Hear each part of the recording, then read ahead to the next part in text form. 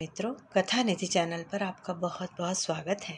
हमारी आज की कहानी का नाम है घर की बात। कहानी अच्छी लगे तो ज़रूर लाइक कीजिएगा। तो चलिए कहानी शुरू करते हैं।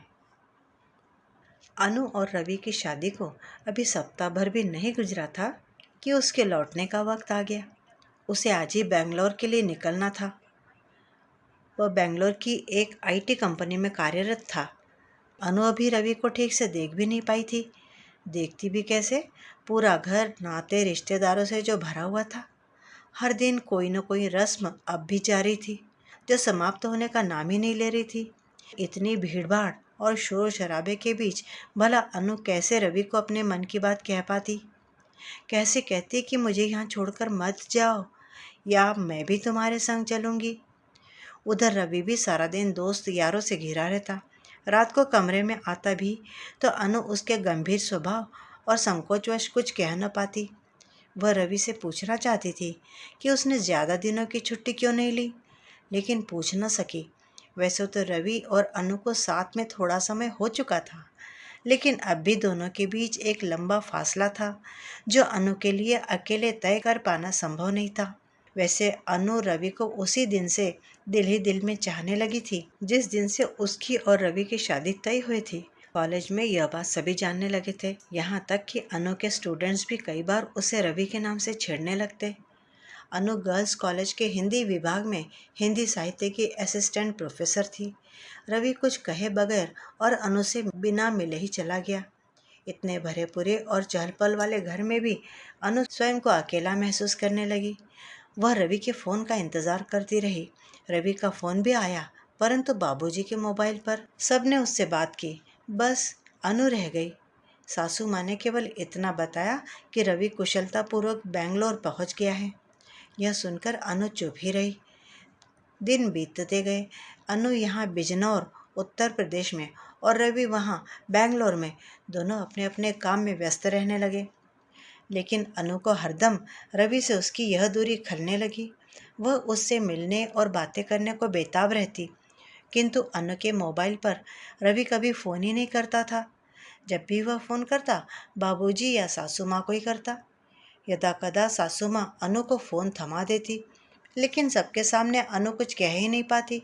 यह देखकर सासू माँ और बाबूजी वहाँ से हट भी जाते। उसके बाद भी रवि उससे कभी प्यार भरे दो शब्द नहीं कहता था, और अनु के मन में हिलोरे मार रहा प्रेम का सागर थम सा जाता। रवि का यह व्यवहार अनु की समझ से परे था। अनु अपनी ओर से पहल करती हुई जब कभी भी रवि को फ़ोन करती, तो वह फ़ोन ही नहीं उठाता था। भूले भटके कभी फ़ोन उठा भी लेता तो कहता, मैं अभी मीटिंग में हूँ, अभी बिज़ी हूँ। और कभी कभी तो वह अनु को बुरी तरह से झिड़क भी देता था। इन सब बातों की वजह से अनु के मन में उमड़ते घुमड़ते मनोभाव उसे चिंतित होने पर मजबूर करते। वह सोचती, कोई भला इतना व्यस्त कैसे हो सकता है कि उसके पास अपनी नई नवेली पत्नी से बात करने तक का भी वक्त न हो।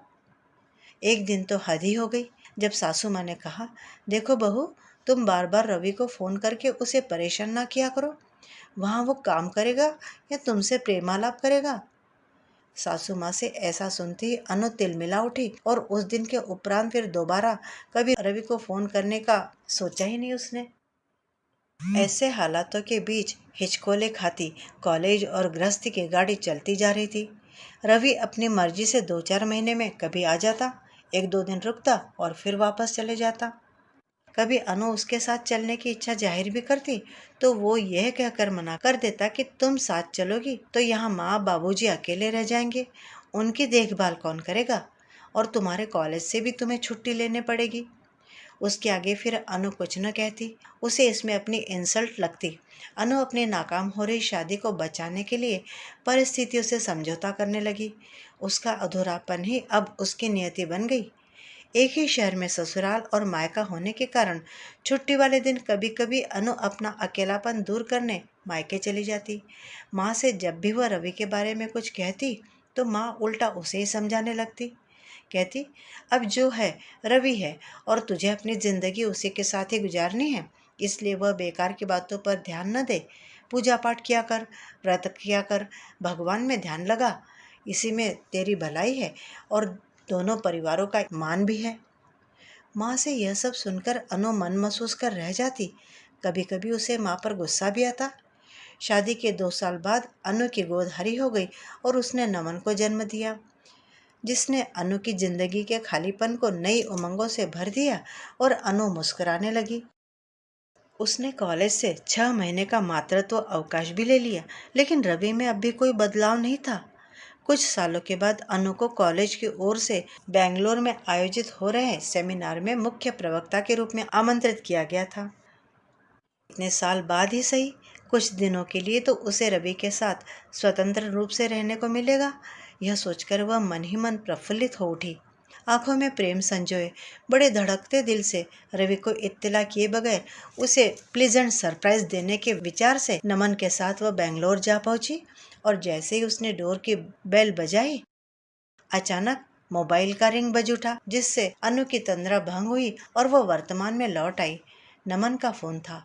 फोन उठाते ही नमन बोला, मम्मी आप तैयार रहिए, बस मैं कुछ ही देर में वहां पहुंच रहा हूँ।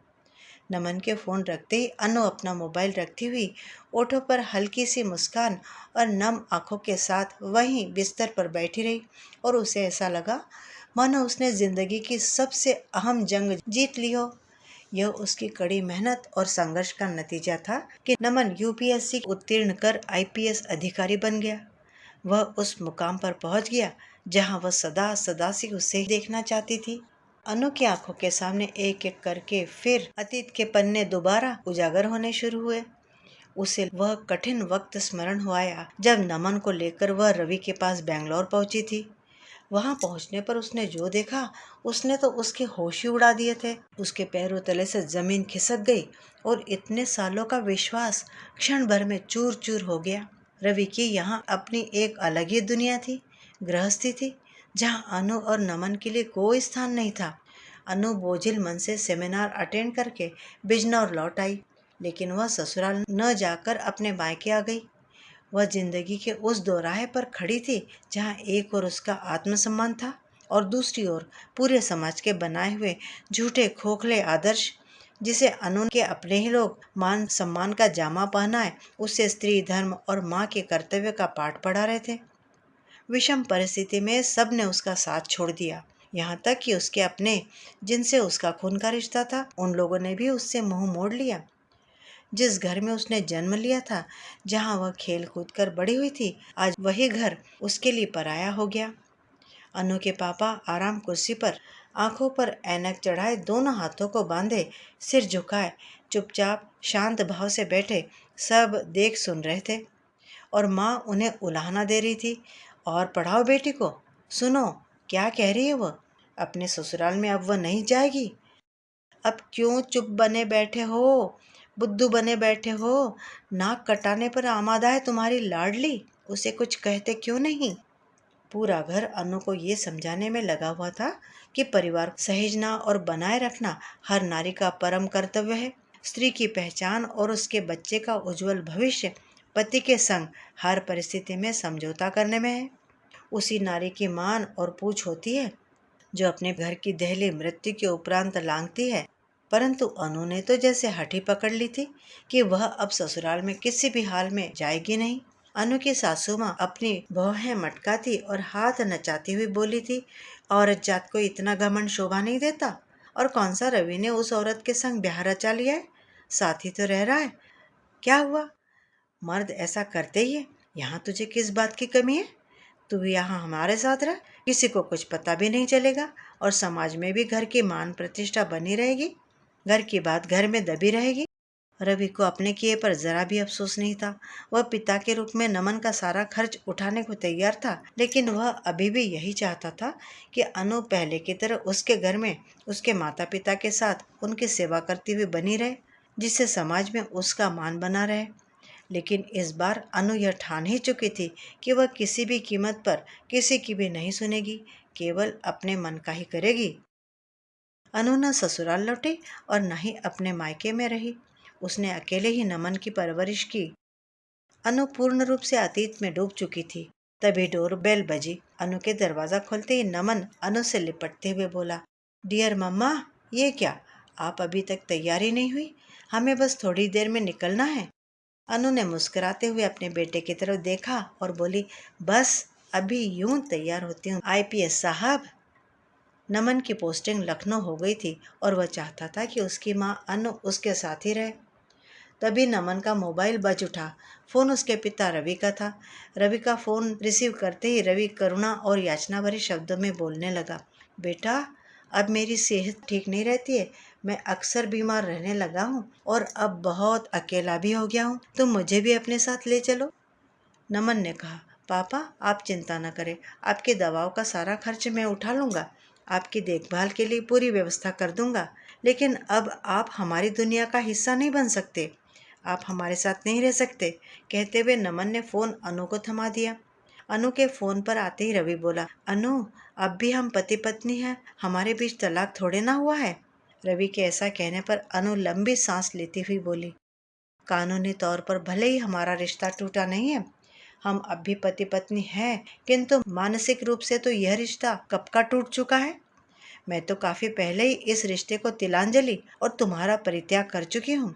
अब इसे दोबारा जोड़ पाना मेरे लिए मुमकिन नहीं है।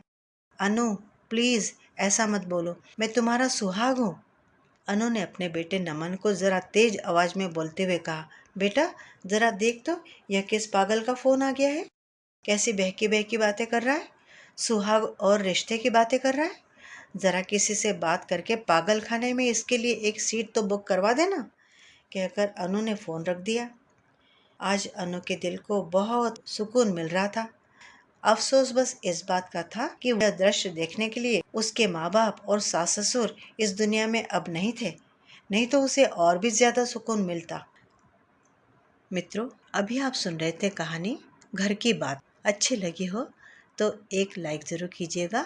क्या घर की बात घर में दबाए रखकर एक स्त्री सुखी रह सकती है? क्या घर की इज्जत बनाए रखने के लिए एक स्त्री को अपने पति के या सास ससुर के जुल्म सहकर या अन्याय सहकर भी चुप रहकर घर में बने रहना चाहिए? अपनी राय कमेंट बॉक्स में ज़रूर लिखिएगा। चैनल पे नए हैं तो चैनल को भी सब्सक्राइब ज़रूर कर लीजिएगा। कहानी सुनने के लिए बहुत बहुत धन्यवाद।